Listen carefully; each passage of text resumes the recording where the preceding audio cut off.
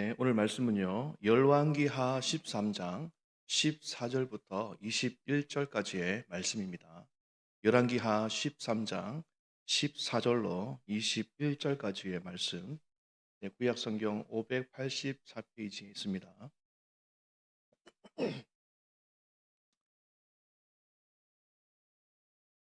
조금 내용이 긴데요.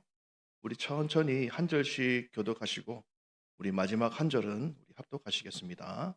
14절입니다.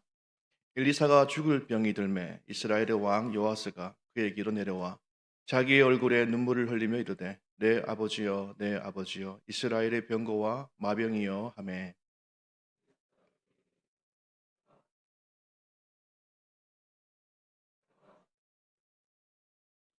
또 이스라엘 왕에게 이르되 왕의 손으로 활을 잡으소서 하매 그가 손으로 잡으니 엘리사가 자기 손을 왕의 손 위에 얹고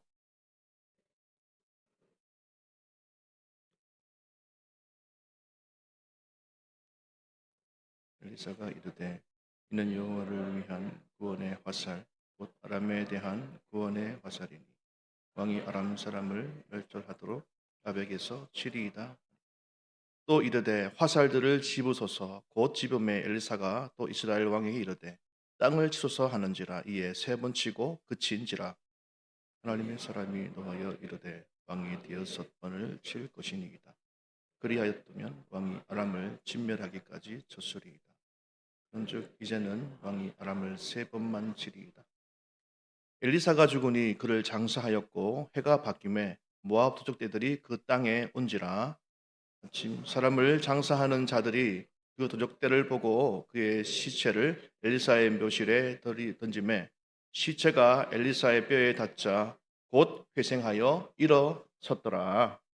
아멘. 이 마라톤 선수들에게 가장 포기하고 싶은 순간이 언제냐라고 물으면 출발 직후도 아니고 그리고 결승전 직전도 아니고 바로 30km 지점이라고 합니다. 이른바 마의 구간이라고 하는데 이미 달릴 만큼 달렸고 몸은 이제 한계에 도달한 상태다 이렇게 얘기를 하더라고요. 저는 한 번도 마라톤을 해본 적이 없기 때문에 이 말을 깊이 공감하지는 못하지만 아무튼 이렇다라고 합니다. 그때쯤 되면 우리 안에서 이런 목소리가 들린다고 해요. 이 정도면 충분하지 않아? 여기서 멈춰도 괜찮아.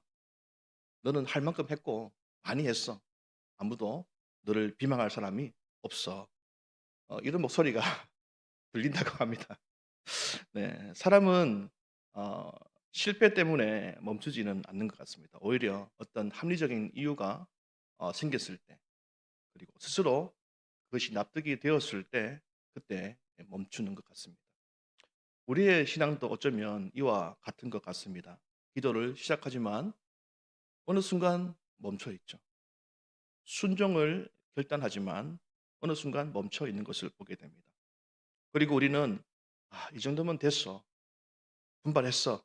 이렇게 말하면서 때로는 스스로를 위안할 때도 있다는 것이죠. 이처럼 문제는 시작이 아니라 바로 이 멈춤입니다. 오늘 본문 속에 이 북이스라엘 왕 요아스가 바로 그런 모습인데요. 그는 하나님을 모르는 사람이 아니었고 또 순종하지 않은 사람도 아니었습니다. 그러나 그는 순종하다가 멈춘 사람이었죠. 어, 요아스의 그 모습 속에서 혹 나의 모습은 없는지 이렇게 살펴보면서 오늘 말씀을 우리가 함께 보면 좋겠습니다. 당시 이스라엘 상황은요 굉장히 좋지 않았습니다. 아람의 공격으로 군사력이 거의 무너진 상태였죠. 어, 13장 7절을 이렇게 앞에 보시면요. 당시의 이스라엘 군사력을 잘 묘사한 부분이 있는데요. 우리 함께 읽어보겠습니다. 시작. 아람 왕이 여호아스의 백성을 멸절하여 타작 마당에 티끌같이 되게 하고 마병 50명과 병거 10대와 보병 10,000명 외에는 여호아스에게 남겨두지 아니하였더라. 네. 그러니까 이 요아스가 왕이 된 시점에 어, 자기 나라를 이렇게 살펴봤더니 군사가 없는 거예요. 한 나라입니다. 한 나라. 나라인데 마병이 50, 그죠? 병거가 10대. 보병이 10,000명, 그 외에는 다 진멸된 상태라는 것이죠. 나라가 그야말로 이 존립 그 자체가 아주 위태로운 상황에 놓여 있던 그런 시대적 상황을 지금 안고 있는 것입니다. 거기다가 오늘 본문 14절 처음 보시면요. 뭐라 되어 있습니까? 엘리사가 죽을 병이 들매 이렇게 이야기를 하고 있죠. 나라의 그 영적 중심이었던 엘리사, 그 선지자가 이제 죽을 병이 걸려서 이제 죽기가 얼마 남지 않은 상태에 있는 것이죠. 그야말로 처참한 상황이 된 것입니다. 그때 요아스 왕이 엘리사 앞에 나와서 울면서 통곡하고 있는 것이죠. 그게 뭡니까? 내 아버지여, 내 아버지여, 이스라엘의 병거와 마병이여. 이 고백은요, 조금 뒤늦은 깨달음인지도 모르겠습니다. 진짜 힘은 사실은 군대가 아니죠. 이스라엘의 진짜 힘은 어디에 있습니까? 바로 하나님께 있다라는 사실을 그때서야 깨닫게 되는 것이죠. 그런데 놀랍게도 하나님은요, 이 절망적인 상황 속에서 먼저 말씀하십니다. 하나님은 항상 우리보다 먼저 일하시는 분이신 거죠. 엘리사 왕에게 이 말합니다. 15절입니다. 엘리사가 그에게 이르되 활과 화살들을 가져오소서 하는지라. 활과 화살들을 그에게 가져오매. 엘리사는 왕에게 이 죽기 전에 무엇을 명령합니까?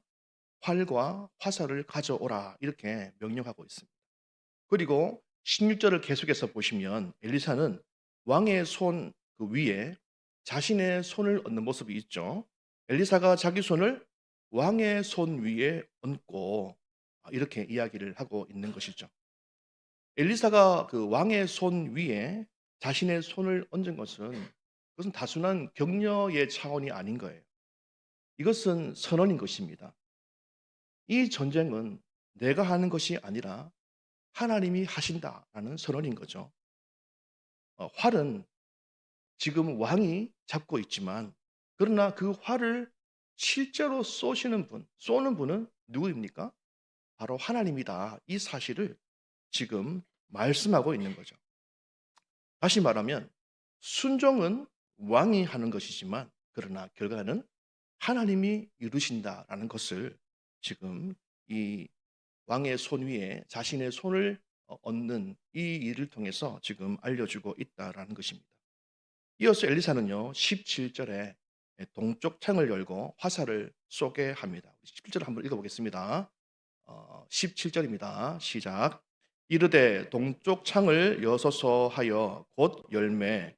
엘리사가 이르되 쏘소서 하는지라. 곧 쏘매. 엘리사가 이르되 이는 여호와를 위한 구원의 화살 곧 아람에 대한 구원의 화살이니 왕이 아람 사람을 멸절하도록 아벡에서 치리이다 하리라. 아멘. 네, 엘리사가 동쪽 창을 열라 이렇게 말하죠. 왜 하필 동쪽일까요? 동쪽은 아람이 있는 방향이죠. 이 요아스 왕에게 가장 두려운 쪽이 어느 쪽입니까? 바로 이 아람이 있는 동쪽인 것입니다. 그러니까 이 엘리사는요, 이 요아스 왕에게 가장 두려워하고 있는 그 동쪽의 창을 지금 열라고 하는 거예요. 우리는 때로는 고통을 피하고 싶죠. 문제를 외면하고 싶을 때가 참 많이 있습니다. 그러나 하나님은 오늘 본문을 통해서 우리에게 어떻게 말씀을 하십니까? 그것은 피하지 말고 그 자리에서 보라 이렇게 말씀하고 있다라는 사실이죠. 그리고 화살을 쏘게 하는 것입니다. 다시 말해서 하나님은요 어떤 막연하게 말씀하시는 분이 아니라는 겁니다. 언젠가는 잘 될 거야 이런 긍정의 말씀을 하는 분이 아니라는 거죠. 오히려 내가 지금 가장 두려워하는 바로 그 자리에서 순종할 때 승리가 일어날 것이다. 이 말씀을 하고 있는 것입니다. 그리고 엘리사는 즉시 선언하죠. 이것은 여호와를 위한 구원의 화살이다. 여기에 중요한 것이 있죠. 무엇입니까? 아직 싸우지도 않았고 그리고 상황도 바뀌지 않았지만 하나님은 이미 승리를 선포하신다라는 사실인 겁니다. 그러니까 신앙은 어떤 결과를 만들기 위해서 싸우는 것이 아니라 약속을 믿고 반응하는 것이죠. 우리가 노력하고 잘해서 승리가 오는 것이 아니라 하나님이 먼저 약속하시고 우리는 그 약속을 믿고 순종할 때 승리를 얻게 된다라는 말씀을 오늘 하고 있는 것입니다. 따라서 하나님은요, 추상적으로 말씀하지 않으십니다. 우리를 우리의 가장 현실에 현실적인 문제가 있는 그곳, 가장 구체적인 고통의 자리에 우리를 세우시는 거죠.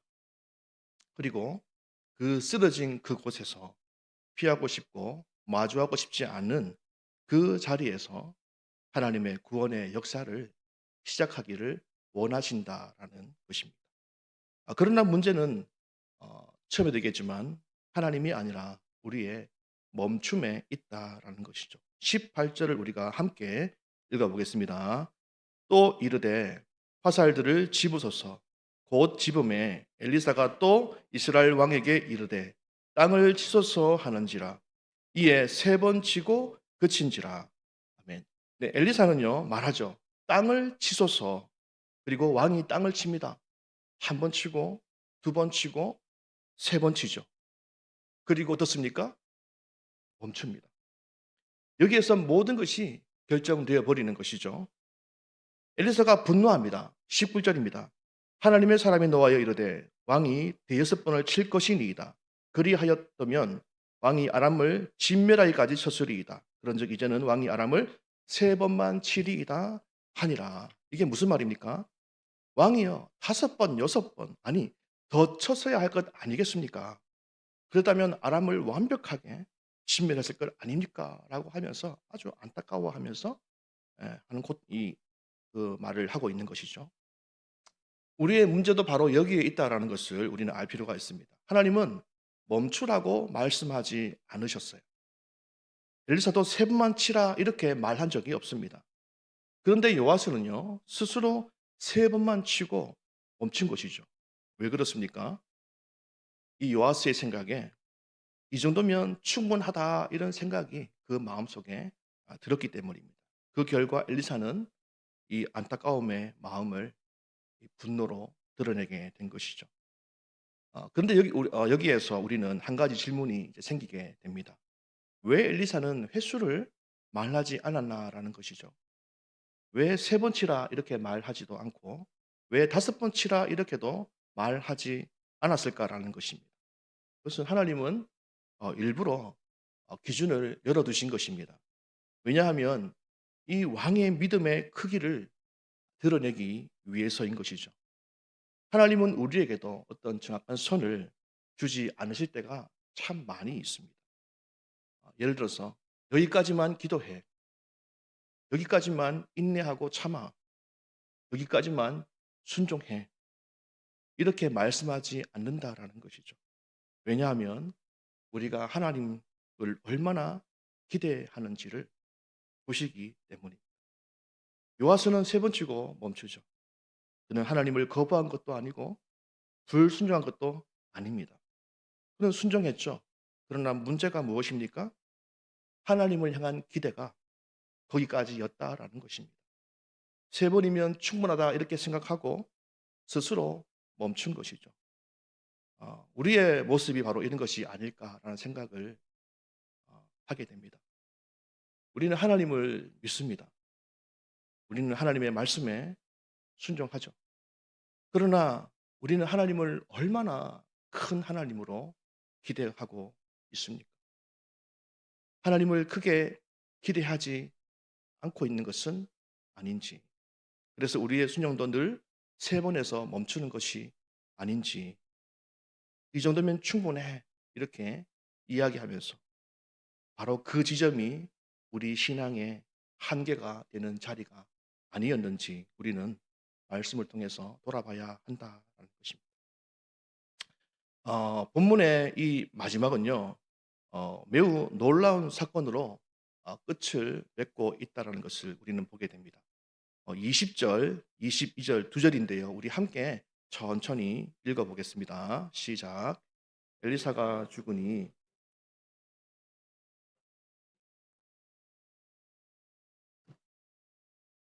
사람을 장사하는 자들이 그 도적대를 보고 엘리사의 묘실에 들이던짐에 시체가 엘리사의 뼈에 닿자 곧 회생하여 일어섰더라.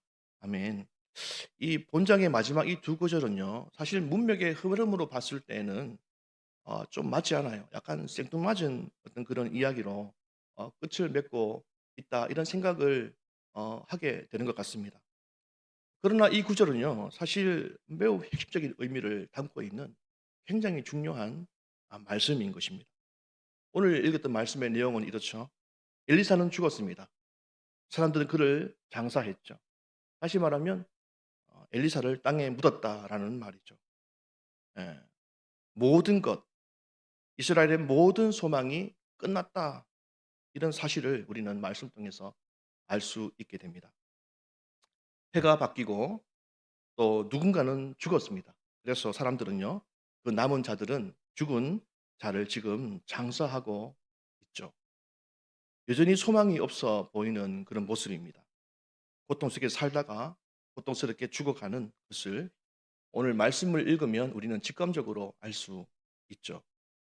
그런데 설상가상으로 어떤 일이 일어납니까? 바로 이 모압 부족대들이 그 땅에 들어온 것입니다.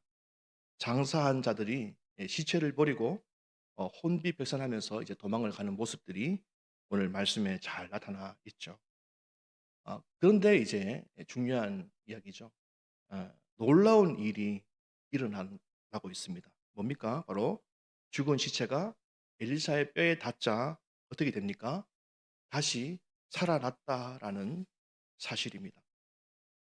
이 사건은 우리에게 지금 무엇을 말하고 싶어 하는가? 그것은요, 우리는 끝났다라고 말하고 멈추지만 하나님은 멈추지 않는다라는 사실을 말하고 싶어 하는 것입니다. 요아스는 멈췄죠. 엘리사도 죽었습니다. 그래서 우리 눈에 보기에는 어떻습니까? 모든 것이 끝난 것처럼 보이는 상황인 거예요. 도무지 소망이 생기지가 않는 상황이죠. 그냥 종결입니다. 군사력은 끝났고 그나마 지켜왔던 엘리사도 죽었기 때문에 이미 그들 눈에는 더 이상 살아갈 소망, 현실의 소망이 완전하게 꺾여버린, 그야말로 절망의 시대를 살고 있는 그 순간에 하나님은 오늘 이 두 절의 말씀을 통해서 우리에게 지금 무엇을 말하고 싶어 하는 것입니까? 그것은 나는 멈추지 않는다. 나는 내 일을 반드시 이룬다라는 그 사실을 우리에게 말씀하고 싶어 하는 것입니다.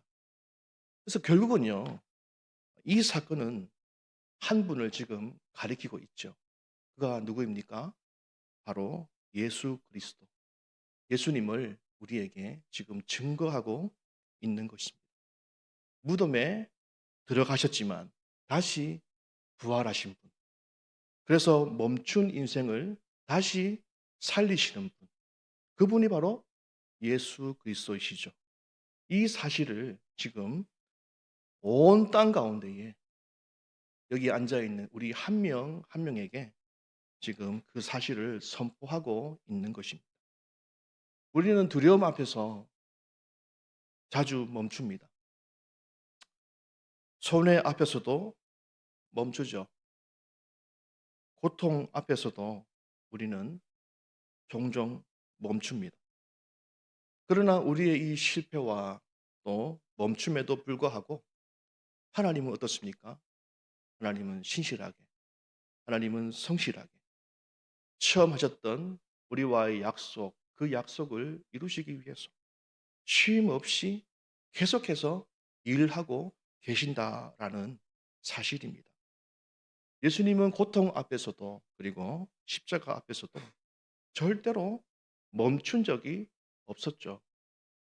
예수님은 자신이 장차 당할 그 고통의 무게를 알고 있었음에도 불구하고 한순간도 그가 가는 걸음을 멈추거나 다른 곳을 향해서 걸어가신 적이 없다라는 것입니다. 요한복음 19장 30절입니다. 우리 함께 어 제가 읽어 드리겠습니다. 우리 함께 읽겠습니다. 시작. 예수께서 신 포도주를 받으신 후에 이르시되 다 이루었다 하시고 머리를 숙이니 영혼이 떠나가시니라. 아멘. 네. 예수님은 어떤 분이십니까? 그분은 하나님의 말씀에 순종하시되 끝까지 순종하신 분이십니다.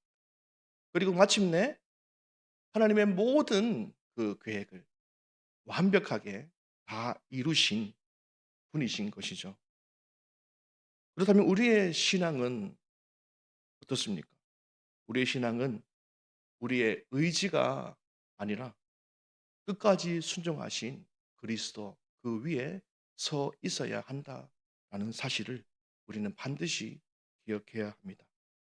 그렇기 때문에 우리는 어떻습니까? 절망 가운데에서도 다시 시작할 수 있는 것입니다. 혹시 여러분 중에 무언가를 하시다가 지금 어딘가에 멈춰 있는 분은 없습니까?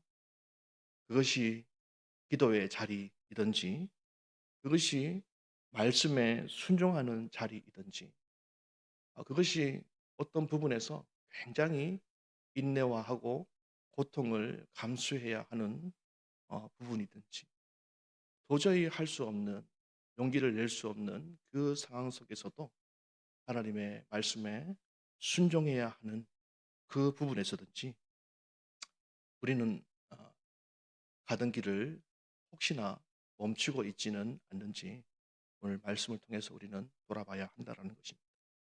하나님은 지금도 우리에게 말씀하시죠. 너는 몇 번까지 칠 것이냐? 세 번만 칠 것이냐? 아니면 끝까지 칠 것이냐?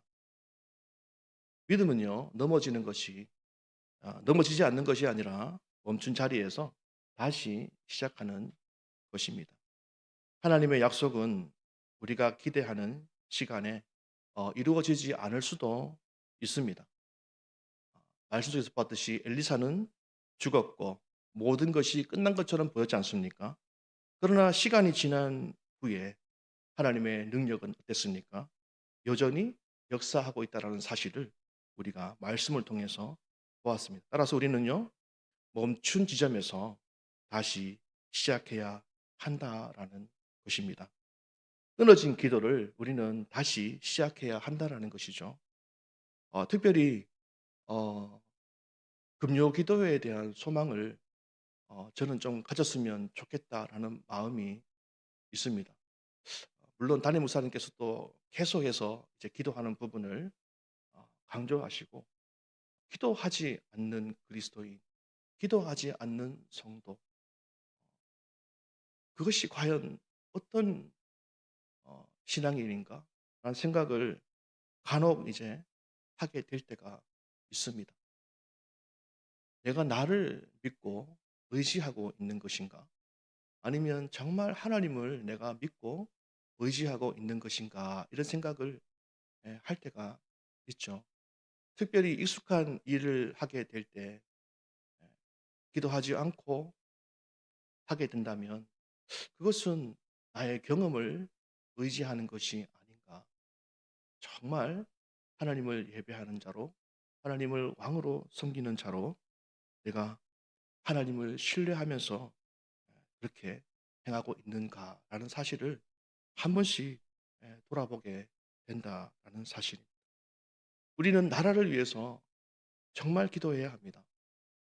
나라를 위해서 우리는 반드시 기도해야 한다는 사실을 다들 알고 있죠. 그러나 삶이 바쁘고 힘들고 어렵다라는 이유로 우리는 그 기도의 자리를 밀어놓고 있는 것입니다. 지금 세상을 보십시오. 세계를 보십시오.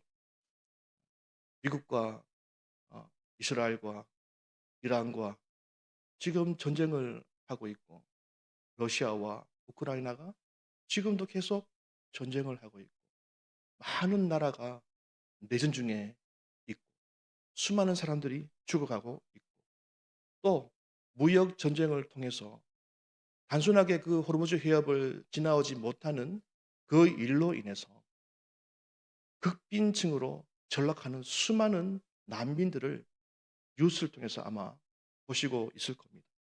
가난한 나라의 사람들은 더욱더 먹을 것이 없고 에너지를 사용할 수 없는 이 처참한 시대 속을 살아가는, 그야말로 절망 속에 살아가는 그들을 위해서 우리는 과연 무엇을 해야 할 것인가? 우리가 멈추어 있는 것, 다시 우리가 일으켜야 할 것, 우리가 시작해야 할 것이 정말 무엇인가를 놓고 생각할 때 기도라는 사실을 기억하게 되는 것입니다. 다음 세대를 위해서 정말 기도해야 합니다. 과거에 어땠습니까?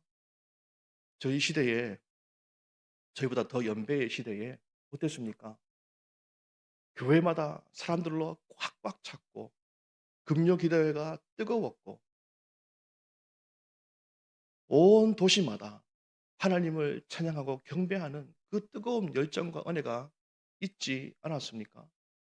어느 순간 이 모든 것이 떨어진 것을 여러분 아시고 있습니까?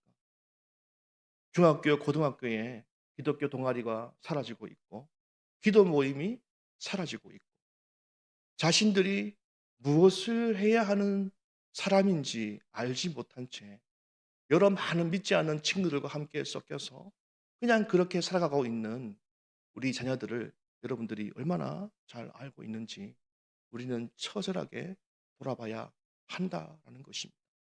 제가 고등학교 때 역마다 노방 찬양을 하고 찬양을 하면 수많은 사람들이 지나가다가 함께 그 자리에서 찬양했던 것들을 여러분 기억하십니까? 그때가 얼마 전입니까?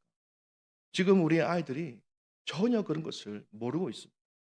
자신들이 무엇을 해야 하는지도 몰라요. 우리는 다음 세대를 살려야 하는데 그 시작이 무엇이어야 하겠습니까? 기도. 왜 우리 금요 기도회가 다시 성령의 불로 활활 타올라야 하겠습니까? 죄송합니다. 여기 나오시는 분들은 금요 기도회 다 나오시는 분들인데 제가 무거운 얘기를 죄송합니다. 1 플러스 1입니다. 때로는 2 플러스 1도 있더라고요. 여러분들 한 분이 다른 한 분을 모셔오시고 그것이 어려우면 두 분이 한 분을 모셔오셔서 이 기도의 자리가 다시 뜨거운 하나님을 향한 간절함이 있는 자리로 우리가 회복해야 한다라는 것입니다. 혹시 중단된 말씀이 있습니까? 말씀을 읽다가 어느 순간 말씀을 읽지 않고 있는 분들이 계십니까? 다시 펼쳐야 됩니다. 말씀을 모르는데 우리가 어떻게 세상을 분별하고 세상 속에서 진리를 추구하며 살 수 있겠습니까? 멈춘 성경을 다시 펼쳐야 합니다. 결과를 계산하지 않고 이익이 없더라도 하나님의 말씀이 기준이 되는 삶을 우리는 살아내야 하는 것입니다. 이 모든 것은 내 힘이 아니라 그리스도를 의지할 때에 주께서 우리의 능력이 되실 때에 우리는 능히 감당하게 될 줄 믿습니다. 마지막으로 하나님은 이미 승리를 선포하셨습니다. 이것은 구원의 화살이다. 하나님은 이미 승리하신 겁니다. 이제 중요한 것은 정말 무엇입니까? 하나님의 능력이 아니라 우리의 그 믿음의 반응이라는 사실을 우리는 꼭 기억해야 하는 것입니다. 그렇기 때문에 우리는 멈추지 말고 포기하지 말고 적당히 살지 말고 끝까지 하나님 말씀에 충성스럽게 반응하는 우리의 믿음의 삶이 되어야 할 것입니다. 제 삶을 이렇게 돌아보면 참 부끄럽습니다. 작년 초에 제가 저희 교회에 왔을 때 제가 자신 있게 얘기했습니다. 저는 하나님께서 불러주셨기 때문에 이 사역을 기쁨과 감사함으로 찬송하며 살겠다 이렇게 다짐을 했는데 죄송합니다. 웃어서 잘 되지 않습니다. 쉽지 않아요. 그래서 어느 순간 자꾸 불평이 나오고 원망이 나오고 찬송이 나오지 않고 그런 제 자신을 보면서 '아 너 왜 그러냐.' 이렇게 생각할 때가 참 많고 기도할 때가 참 많았습니다. 우리가 살아가는 삶이 쉽지 않습니다. 교회를 섬기고 세상에서 빛과 소금이 되는 삶이 쉽지 않습니다. 그러나 어떻게 가능합니까? 하나님의 승리가 내 승리가 되면 가능한 줄 믿습니다. 내 노력과 내 의지가 아니라 내 책임감이 아니라 예수 그리스도 그 승리가 나의 승리임을 믿고 고백하면서 그 믿음 위에 우리가 든든히 세워질 때에 우리는 모두 하나님의 약속을 반드시 이루어낼 수 있는 멋진 신앙인, 멋진 성도가 될 줄 믿습니다. 우리 모두 그런 승리하는 자가 되기를 진심으로 소망합니다.